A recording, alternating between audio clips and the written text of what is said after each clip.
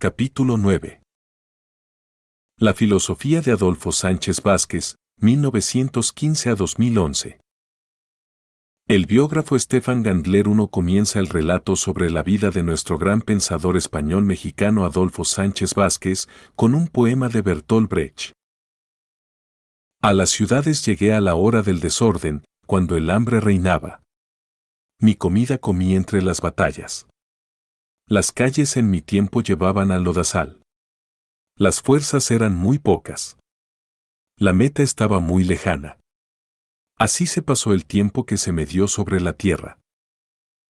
En efecto, Adolfo Sánchez Vázquez no fue solo un pensador importante, sería ya a celebrar, no fue solo un pensador coherente a través de su larga vida, sino que además fue un intelectual crítico, como dice Brecht. Entre los hombres llegué a la hora del tumulto / y me rebelé con ellos.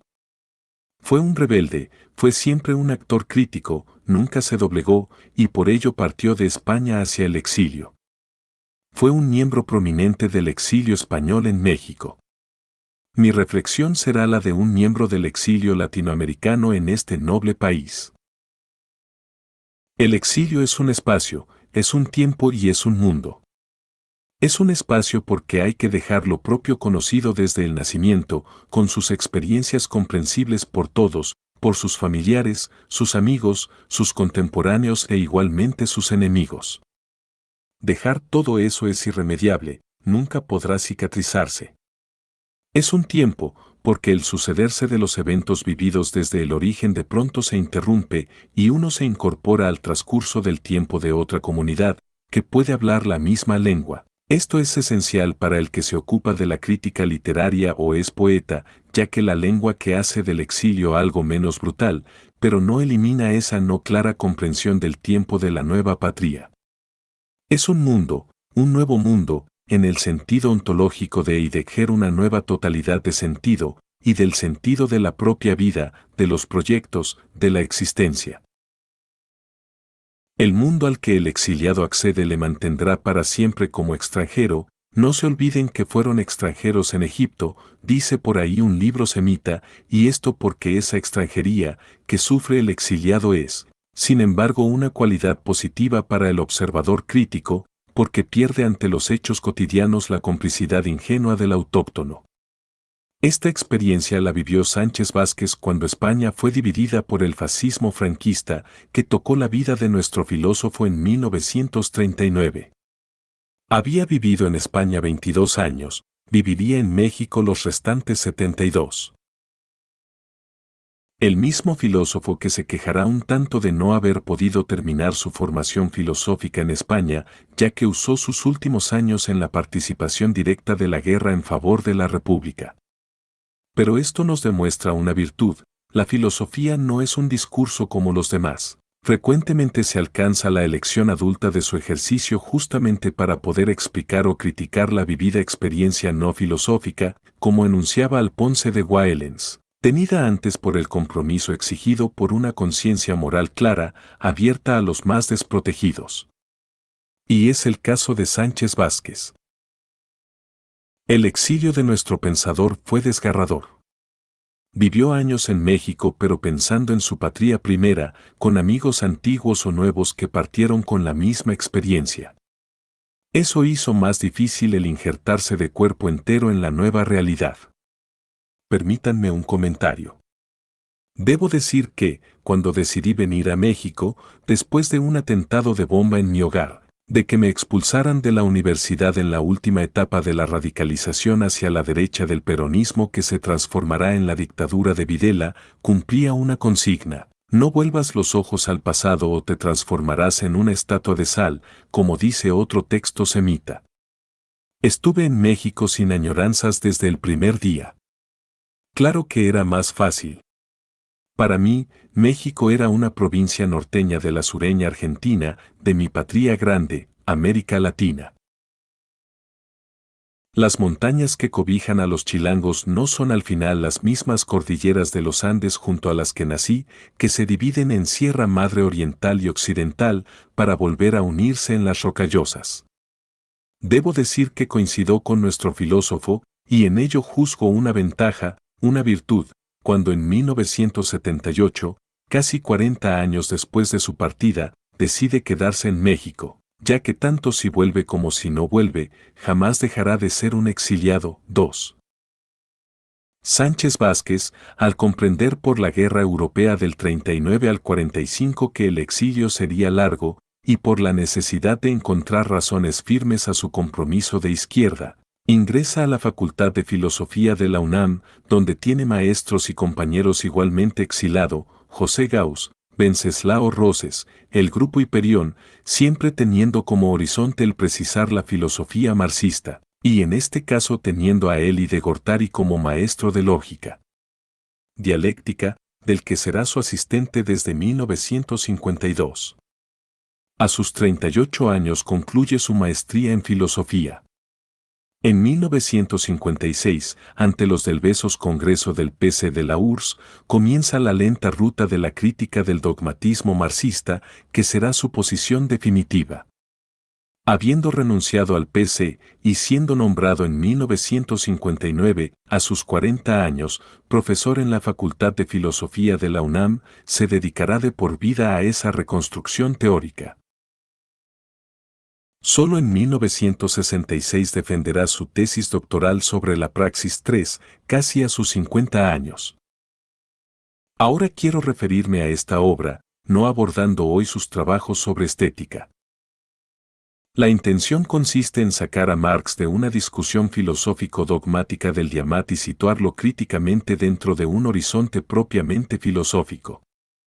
Se trata de la filosofía implícita en toda la obra de Marx sin rupturas epistemológicas althusserianas y, siguiendo el camino emprendido por Gramsci, poner el dedo en el centro de la filosofía que siempre suponía Marx mismo, no los marxismos dogmatizados en uso. Es verdad que descubriendo como lugar hermenéutico la obra juvenil de Marx, como se trataba en esa época en que no se había descubierto que los mismos temas eran tratados con mayor profundidad posteriormente a los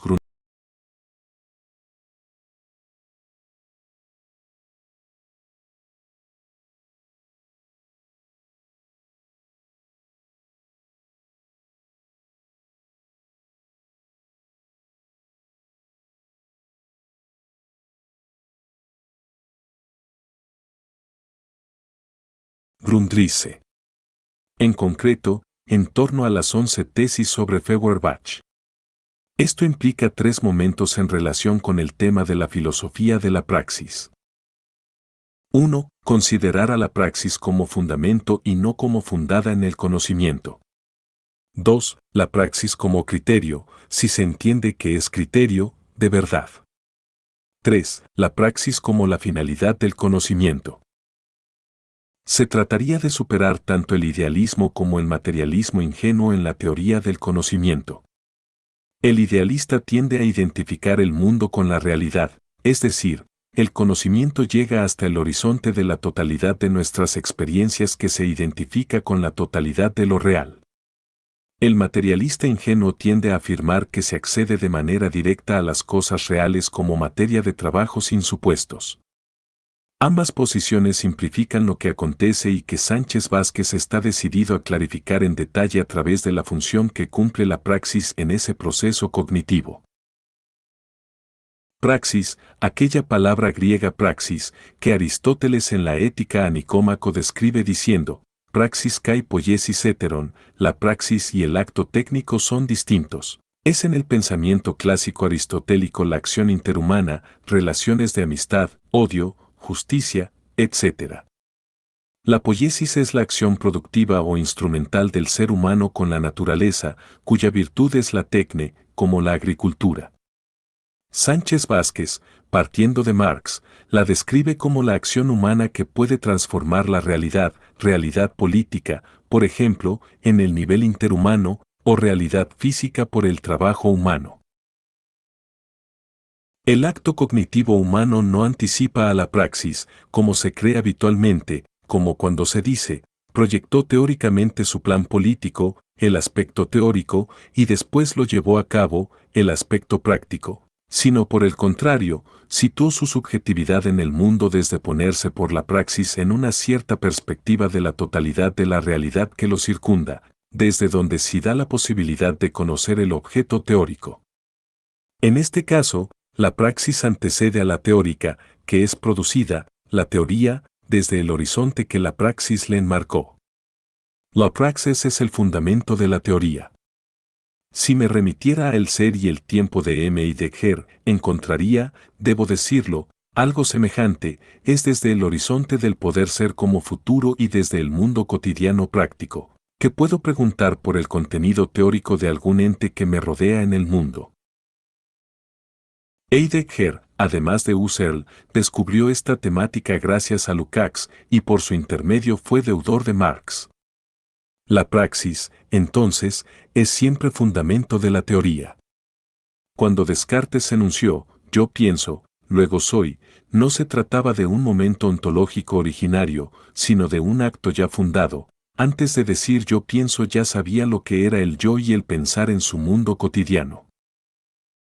Sánchez Vázquez muestra la dificultad en interpretar la posición de Marx en la tesis 1 en aquello de Gegenstand y Objekt cuando Marx escribe. La falla fundamental de todo el materialismo precedente reside en que solo capta lo que me enfrenta. Wenceslao Roses traduce, cosa, Gegenstand, la realidad, Wirklichkeit, lo sensible, bajo la forma del objeto, Objekt, o de la contemplación, no como actividad, Tätigkeit, humana sensorial, práctica.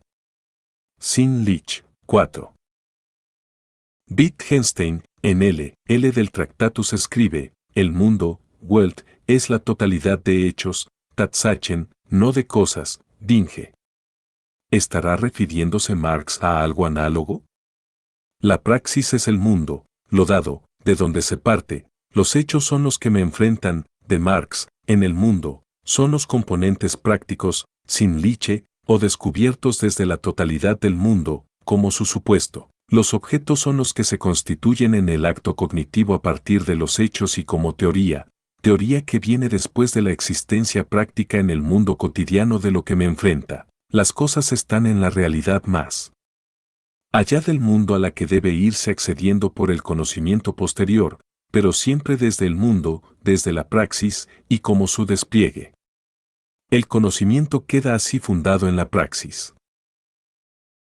En todo esto Sánchez Vázquez se remite a Marx, cuando en la ideología alemana escribe: no ve, el materialista contemplativo, que el mundo sensible, sinnliche Welt, que nos rodea no es algo directamente dado desde toda una eternidad y constantemente igual a sí mismo, sino el producto histórico, el resultado de la actividad de toda una serie de generaciones. 5.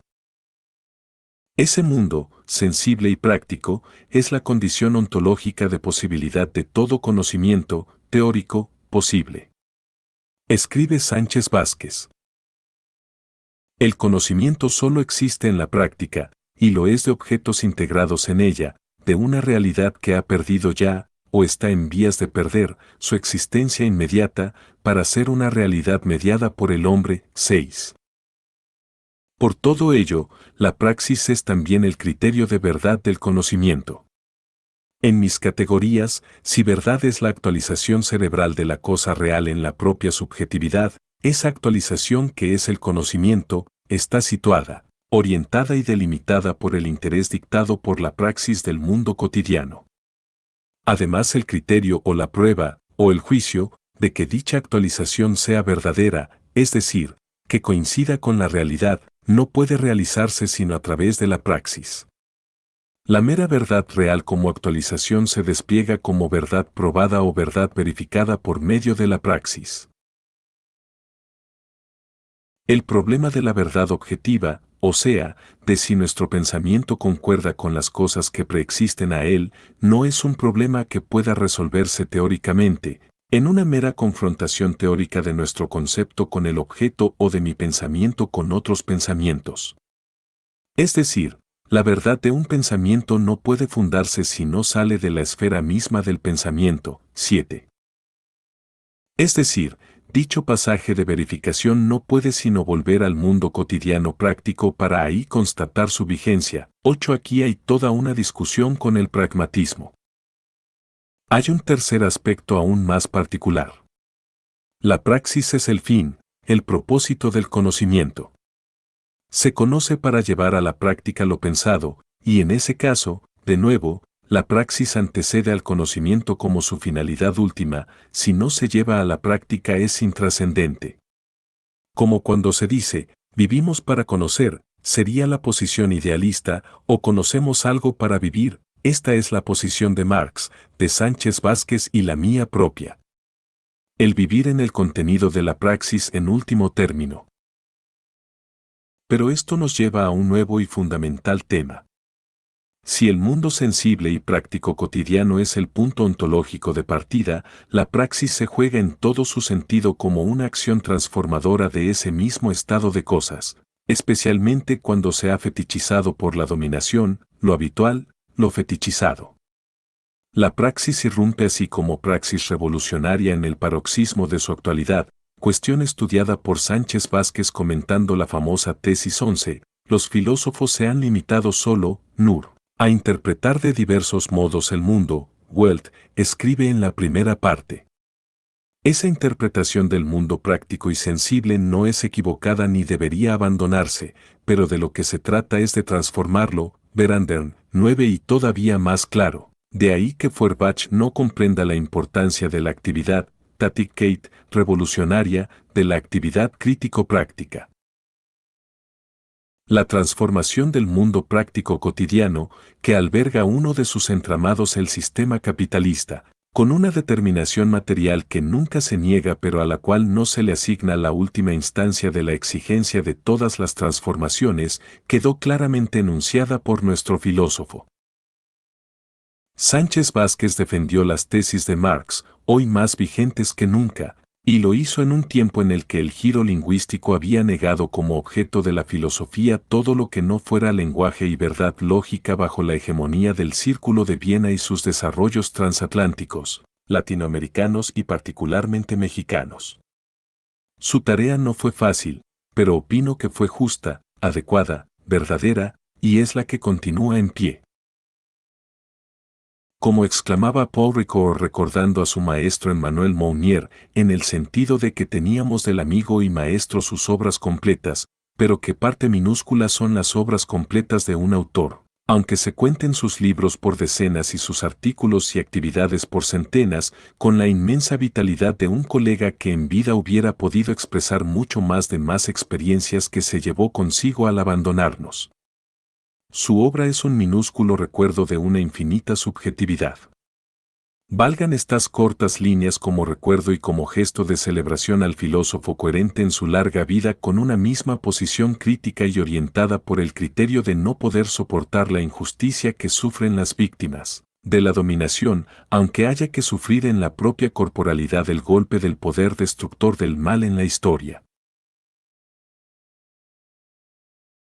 Pero, ¿qué sería la historia de la humanidad sin el efecto que causaron en ella los que se hicieron cultores de esa praxis transformadora, esos mesías materialistas, diría Walter Benjamin, que antepusieron la felicidad de las víctimas a su propia felicidad, o mejor, que supieron construir sus vidas como ofrenda para una humanidad mejor?